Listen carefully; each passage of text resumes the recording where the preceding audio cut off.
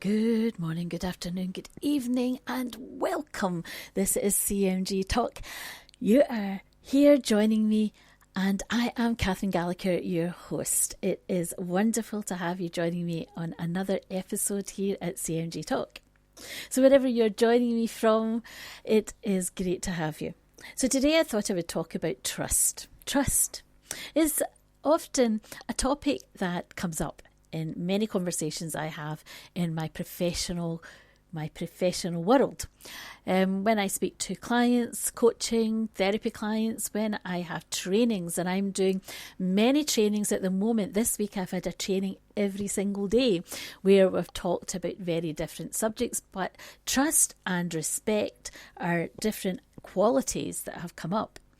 I would like to focus on trust and talk about what trust means to you. What does trust mean to you, I wonder?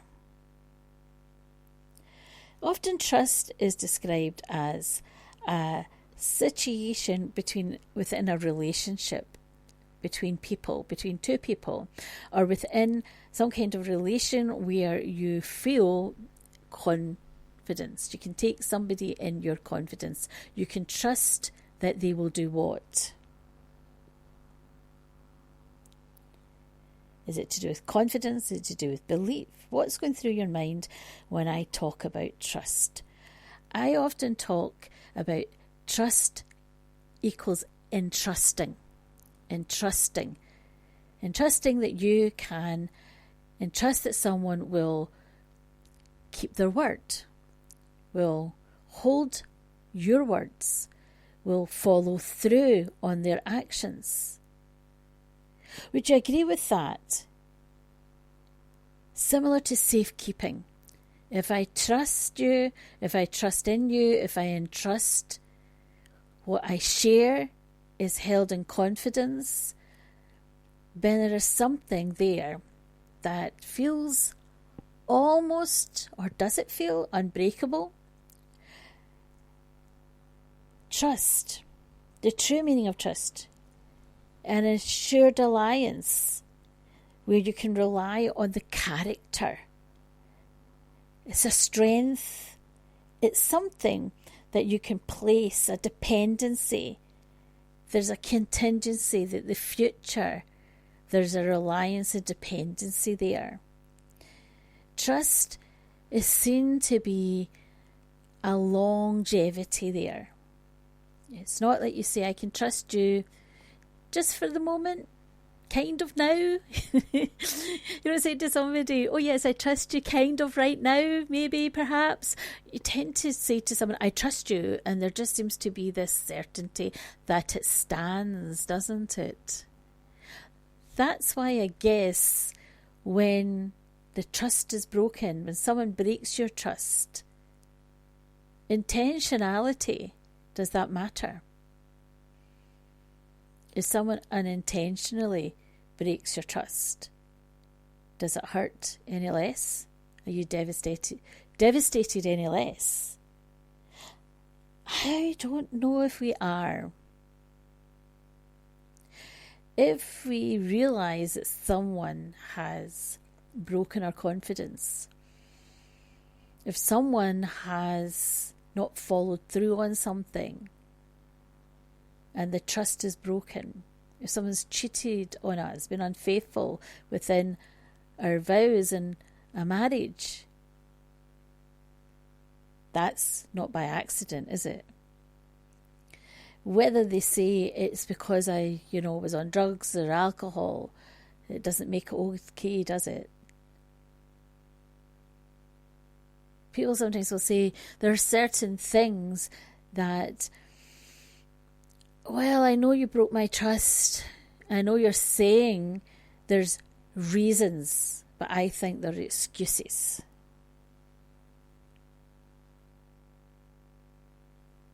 Because if you trust someone, you believe there's honesty, there's integrity, they're being sincere, and they'll not deliberately harm you.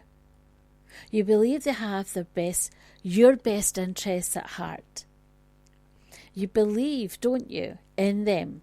You believe that you hold them to a higher esteem, and you believe that they are protecting your best interests. You have faith in them, basically, don't you, when you trust someone? The difficulty is that when we have our trust broken, we often then find it hard to not just trust that person again, we often then find it hard to trust others. How fair is that? Sometimes people say to me, it's not about fairness, Catherine. It's just how it is. People say to me, but yes, it's not me though that's broken that person's trust.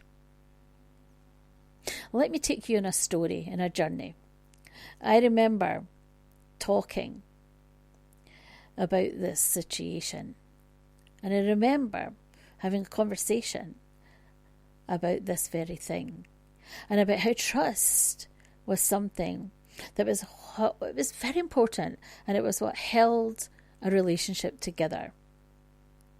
And this relationship didn't necessarily mean it was romantic. It was a relationship that was between two people.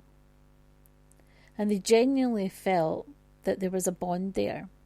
They genuinely felt that it was unbreakable. They felt that it would last. It would last. That nothing would get between those two people. They felt that they had each other's back. They talked about being each other's person. They would say, no matter what, I'll be your person, you'll be mine. We'll support each other. I'll look out for you. I'll always be honest. You might not like it, but honesty is always the best policy. I'll always have your back. Then one day, something happened. Unexpected. One said unavoidable. The other said, I don't believe it was unavoidable. I believe you broke my trust. It was self-interest. One said it was unavoidable. It had to happen. The truth had to be told. The other said, you're being dishonest. You're lying to yourself. You're justifying what you did. You're making excuses. You chose you. You say it's survival. You say it's self-preservation. But what you did was you put you first. Now the difference is when someone puts themselves first over another person, they might excuse that, they might rationalise that, they might say, well, isn't that what people do? But the hurt and the pain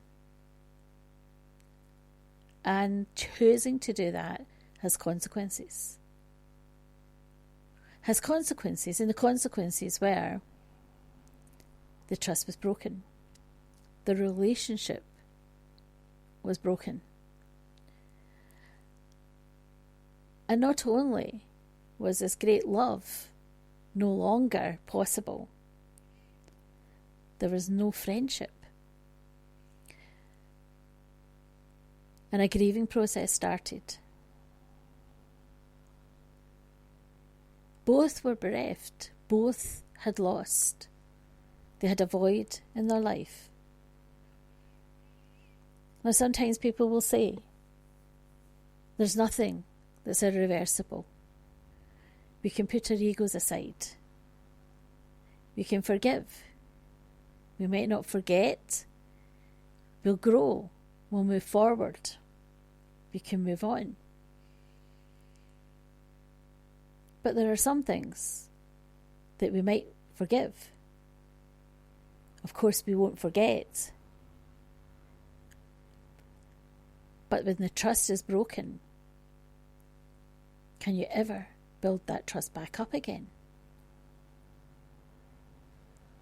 Sometimes the risk of putting yourself back out there with someone, building back up that trust, you see, it takes a minute to give your trust, even a second to give your trust.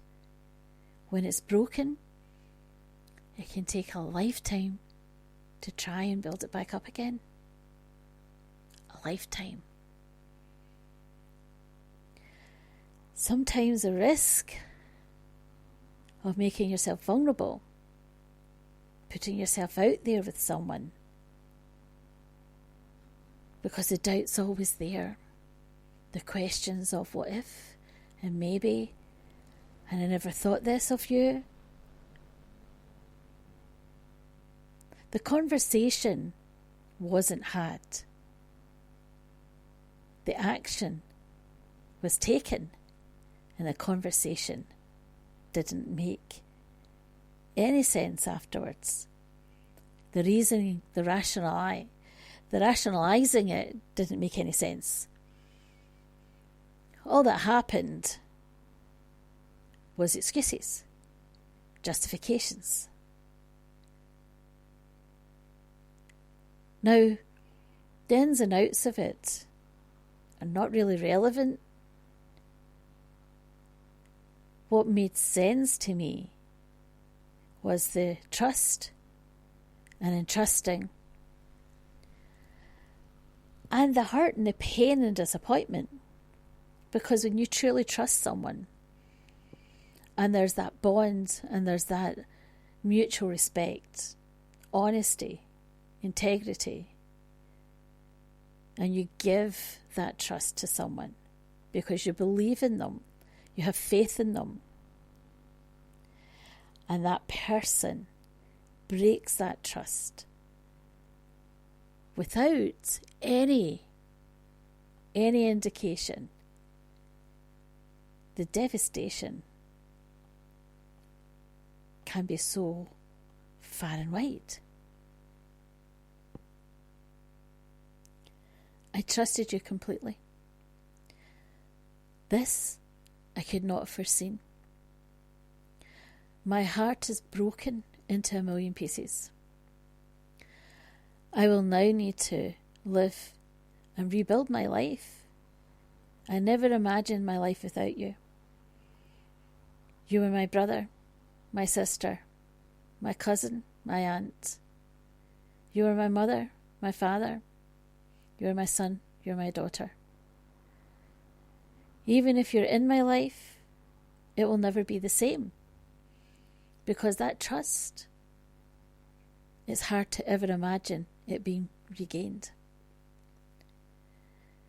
Yes, of course, I will work towards forgiveness.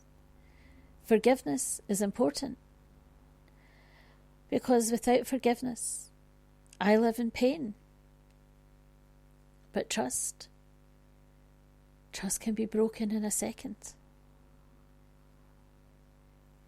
And then it takes a lifetime to regain. So remember, when you give your trust and when you accept someone's in return, treasure that trust and honour it in the best way you can.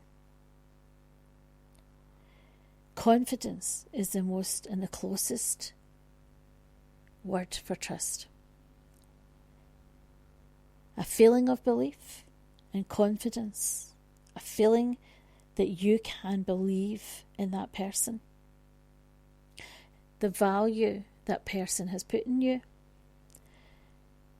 the protection they feel. There are 4 types of trust. The living trust, testimony trust, revocable trust, and irrevocable trusts. And we look for consistency, compassion, communication, and competency.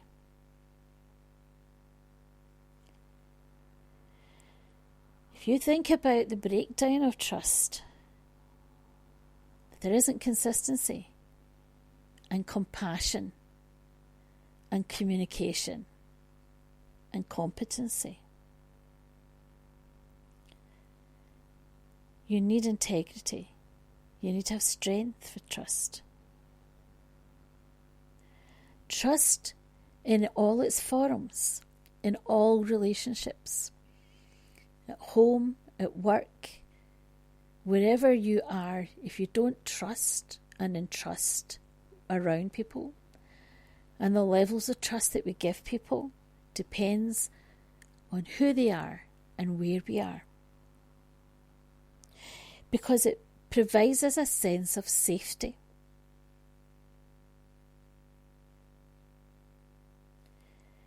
It gives us a sense of positiveness towards a relationship. It gives us a sense of trust in that judgment, positive, good judgment. And it gives us a sense of consistency and continuity.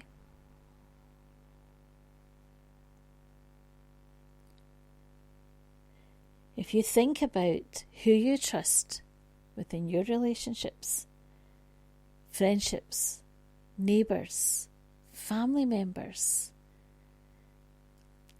hobbies, interests, who do you trust?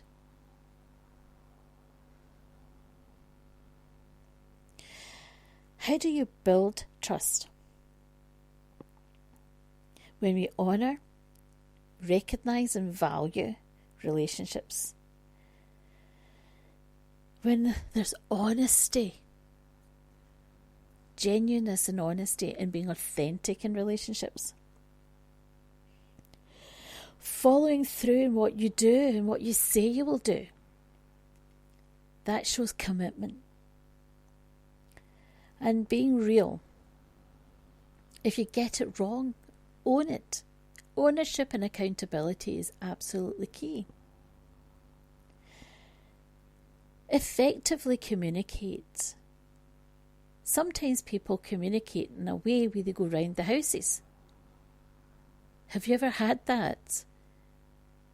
Where you're baffled, bamboozled. Where you sit and you go, huh? I sometimes say, so I've just heard what you've said. I'm unclear in your message. I'm going to ask you to re-say that in a way. Can you explain that to me in a way that I can understand better? I'm not really understanding the message you want me to take away here. Or sometimes you can just say, and the message, the takeaway from this is? The message takeaway is? So, what steps are you looking for me to take from this? Be clear, be consistent, communicate in a clear way. Often people, when they communicate with you, they don't realise that what they're saying is unclear. People often feel that what they're saying is completely clear.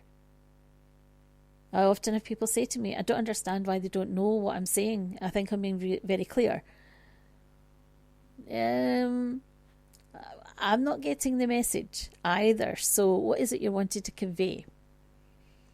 Sometimes, though, people use computer-type language where they're saying things in a way because they don't really want to commit and they sit in the fence. Clarity. What is it you're looking for me to do with this? The objectives are, steps are. The vulnerability. When we're open and vulnerable in relationships, people get to see the real us. Have you ever felt that in a relationship where you see somebody, they're different people in different relationships, and will the real person step up, please? And it's usually because they're a people pleaser. They're trying to please everybody. They agree with everything that everybody says, but you don't really know their true opinion. Sometimes they don't know their true opinion because they're too busy trying to please everybody else. And being helpful doesn't mean overly accommodating. But it also means being able to step up and assist and help out, because that's doing your part. And show kindness and caring and empathy and compassion.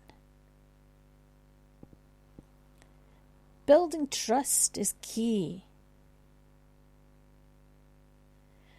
Sometimes when people want to know how to express trust, they'll ask me, how do I let people know that they can trust me?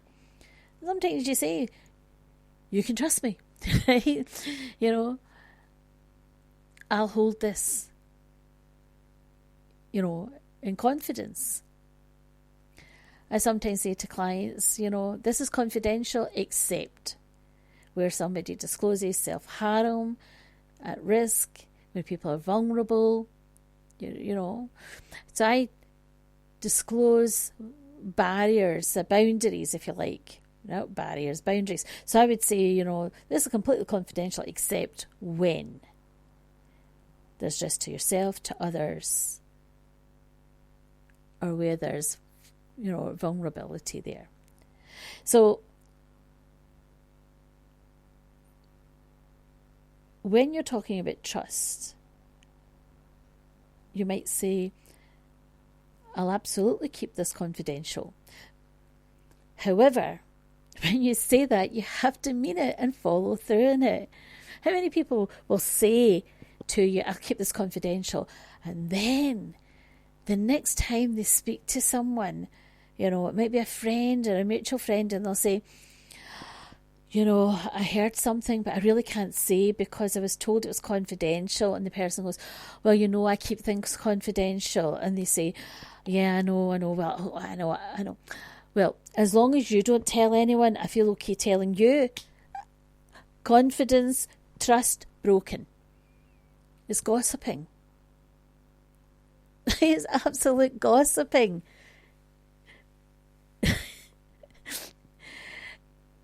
It's not as if they phoned the original person and said, I know you said, they wanted this confidential. I know I said I'd keep this confidential, absolutely. But I'm sitting here with so-and-so. Would you mind if we brought them into this inner circle of trust? No, they've just decided whether it's too much to carry, whether, they're overwhelmed by it, whatever the reason is. You see, if you're told someone and you're told something, you're not sure if you can keep it confidential or it feels overwhelming, the best thing you can say is, I'm really not sure how to handle this. It seems quite overwhelming. I'd like to be able to tell you I can keep it, confidential, but to be honest with you, I can't promise that. Because I feel that right now, the most important thing is to have your friends around you and to have that support. So I'm only going to share it if I feel that there are people that could support you in confidence, and it won't be done in anything other than a kind and supportive way, a non-judgmental way. You have to put your barriers, your boundaries up. You have to be able to say, your limitations. Because if you say, yes, this is absolutely confidential, and then you go and break that person's trust, you actually damage your relationship. They don't see you then as a trusting person. It affects your relationship if you say, I'll honour and be trustworthy. You can trust me. Yes, absolutely, I'll keep this trust. I will. I can. I'd be happy to. Thank you for sharing this. I'll keep this confidential. People say things like, I couldn't have done this without you. You're my rock. This is only possible because of you. Please hold this completely confidential. People often will lock you into this trust and this confidence. They will thank you for being that person that's there for them. If somebody discloses self-harm or risk, you should never say, I'll keep this confidential. It should always be about, the most important thing here is to focus on you and you being safe and you making sure that you get the help and support that you need. If you're not a health professional and you're not their health professional and you're not supporting them in a professional way, if you're a family member and a friend, it's really important you don't feel overwhelmed and you're not locked into trying to keep something confidential where you don't feel as if you've got the professionalism and the expertise to deal with it. Get the help and support. There's always helplines and support lines that you can call and say, I've just found out, I've just spoke to, and I've just discovered, and they've asked me to keep it confidential, and I've just said, look, I will never do anything other than what I feel is absolutely in the best interest for you. I want to make sure that, above all, that you get the help and support and the best support. It's really important that you don't say, yes, I'll keep this confidential, because the minute you do that, you're then going to break that. Especially if it gets to the point where it's overwhelming. What do you think? Sometimes people do, they'll say, yes, I'll keep this confidential. And maybe they do keep it confidential, and maybe the person, moves on, in life, and maybe they recover from, the self-harm, they're be able to deal with whatever they're struggling with. But a lot of the times that doesn't happen. A lot of the times they need professional help and intervention. And it just gets worse before it gets better, and it's better to get intervention. Often people do ask you to keep it confidential, and it's important that you think ahead and you think about what's the best way forward. Yeah, just a thought. Whether it's a work situation, whether it's, at home, and if somebody's asking you to keep something confidential and you feel that it's something that it's manageable or something that you can do, that's fair enough. But if it's something that you feel, this is out with my remit, this is overwhelming, this is not something I feel that I can keep confidential, it's important you find a way of saying, I'm here for you, I'll be here for you in the best way I feel is possible. I think the most important thing for me is that, somebody that loves you and cares about you, is that I want to thank you for telling me this and trusting me with this. And I just want to make sure that you get the right support. Yeah.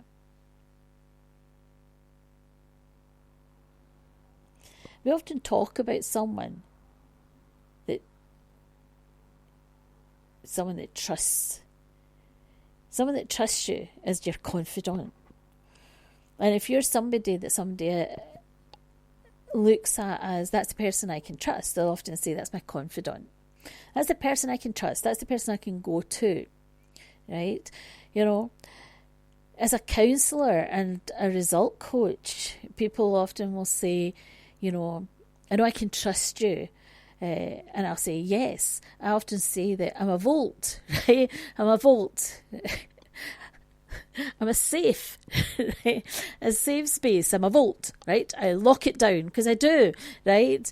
And of course, there might be times when I do have to, and I explain to them when that is right up front. Clients know immediately when they engage with me that if there are times, it's always where I'm making my best judgment if I need to get other interventions. But, majority of times they share things with me and I hear everything, literally absolutely everything. And I hold it confidential, right? However,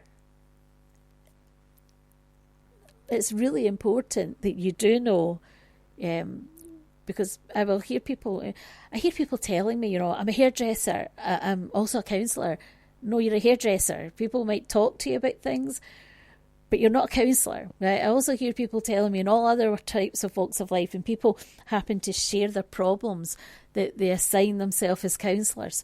When you're somebody like myself who's done so many trainings, so many qualifications, who is professionally trained, who has talked to, so many people, and got all the expertise, for me, It is more important for me to know, in my professional capacity, to know what not to say than to know what to say a lot of the times.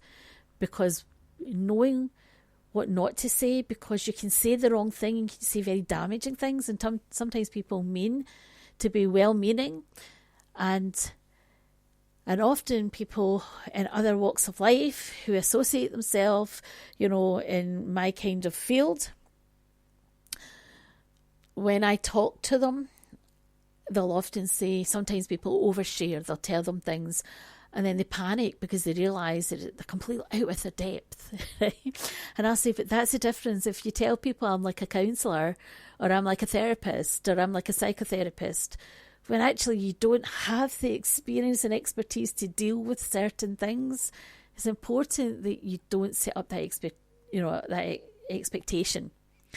So trust and people hearing and listening to you is one thing, but it's also important to know your boundaries and to know what you're able to deal with.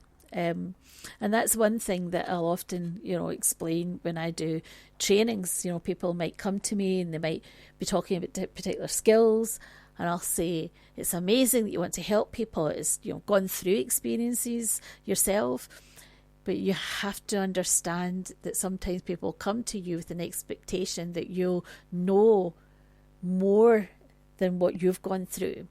And you have to understand your limitations, right? What you can deal with and what you can't deal with. Because sometimes people set themselves up, as I can deal with anything now, or I can deal with not just my issues, that I've gone through, but everything. But the reality is that it's taken a long time for me, 25 plus years for me to get to where I am, and I continuously train. Right? And it takes a long time. Anybody that's done what I do, that works in my field, it takes a long time to do what you do to make what you do look so easy. Let me put it that way. And that's what often people say, oh, it looks so easy when you do what you do. Yeah, because I work really hard at what I do. I train all the time. It's like anything you work at. If you work at it, you train at it, and you do all the training and, the practicing, it can look really easy, but you have to know what you're doing, right? Because for me, you're working with people. You're working with people. And you have to trust that what you're doing, and people have to trust that what you're doing, that you know what you're doing. Do you understand what I'm saying? So whether it's in a work, or whether it's in a home life, whether it's family, whether it's within personal relationships, it's really important that with trust in whatever you're doing, that you're making sure that you're honouring that relationship, and that trust is established in a way that the relationship thrives. Do you agree? I feel safe with this person to be vulnerable with this person. I can trust this person. For me, that summarises what trust is. I can be vulnerable with you. That's why I know I can trust you. When I get emotional and I get upset, I know I can trust you. I know you'll honour that. I know you'll not judge me. I know you'll not criticise me. I know if I get upset or vulnerable or tearful or emotional, you'll not judge or criticise or make me feel as if I'm oversharing, undermine me, diminish me. You'll not see it as a weakness. I'll not feel as if you're competing or competitive, or you'll see it as a way to get an edge over me. And sometimes I'll hear people say that. I thought I could trust this person. I was working alongside them, and then, I was sharing things with them, and I shared, my vulnerability to do with certain aspects of work, and before I knew it, within my work space, they then publicly announced, I know that you have a real problem with this particular aspect of work. Maybe that's something you need to do more training, or maybe you need to get a bit of help with that. And I was completely humiliated. I was really embarrassed. I felt really diminished within my work and in front of all my colleagues. I couldn't believe they said that and did that. I felt that they had really broke my trust. I felt that they saw an inroad to my vulnerability. They used the trust that they'd built up with me, and I feel that it was all a facade. It wasn't real, it wasn't genuine. How could I not have seen that? How did I let them in? I let my guard in. My guard came down, I let them in, and they used that as an opportunity. You see, when we are who we are as a person, do we change because we meet other people that are unlike us? Or do we continue to be ourselves, knowing that we will attract people that are like-minded, and these are the people we keep around us? And when we meet people that are not like us, or people that don't have the same values, we go, you're not really my kind of person. I know I can't trust you now, so you're not really going to be in my circle of trust. You're not really going to be the person that I actually allow in my circle of trust, because I know that you're not going to be that person that's going to have my back, because you've shown that you aren't, because there's something like a lack of maturity or honour or integrity or qualities that I have as core values, that I honour, that I hold dear, that I see as important as pillars in my life. We all have different qualities, core values that we see as fundamentally part of who we are. So, trust is built on what we see. Sometimes trust is a spiritual part as well. Sometimes people will say, I have trust in my faith, in my belief in God. I have trust that He will take care of me. I have trust in the afterlife. I have trust in what's going to happen next. Faith can be very much built around trust, can't it? Sometimes we trust in, our investments, right? Sometimes people say it's more my fingers are crossed, right? Sometimes people say, I trust in what happens. There's consistency, remember, competency and caring around trust. I've talked about boundaries. I've talked about reliability. We talked about ownership and accountability. I talked about me being a vault with confidentiality. That's the word I use. Integrity, non-judgment, and being generous. Generosity comes with trust. And with trust, you often find along with that, there's a good intention. There's a good will intention, if you like. You know that with somebody you can trust, the character, the caring, the competency, the credibility, communication, consistency are all present. If you can trust this person, they follow through on what they say they'll do. Is that true? Is this making sense? When we think about trust and how trust is built, and how we feel about trust, and how it matters to us, that's what matters. Trust is such an integral part of most of our lives. Most of us want to have relationships that we can trust. We can trust in the person. We can trust in the relationships, whether it's our organisation, whether it's to do with colleagues, whether it's to do with family, friendships, our partner. Trust is so integral in the relationships we have. Do we have to be trustworthy to receive trust, to give trust? Does it have to be mutual? Are we a trustworthy person? Do we think and like to think we're trustworthy? Do other people perceive us as trustworthy? I'm going to leave you with that thought. Trust is a very interesting topic for me. It's something that I talk about a lot, and I will be talking about more. What do you think about trust? As I progress with episodes in this series, I'd be really interested to hear from you on some examples of trust and how you've experienced trust in your life. As always, continue to write to me at stepupcmg@xln.co.uk. And, of course, feel free to message me about any topics you would like me to talk about. It's been a delight and a pleasure to talk to you about trust today. And thank you so much for continuing to like, share and download the episodes. If you have any problems doing so, please let me know. Remember, if you like, share and download, it lets the channels know that you are enjoying the episodes too.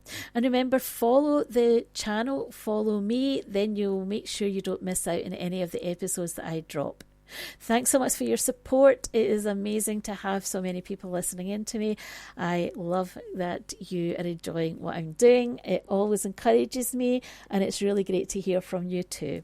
Take good care. Bye from now. This is Catherine. Speak soon.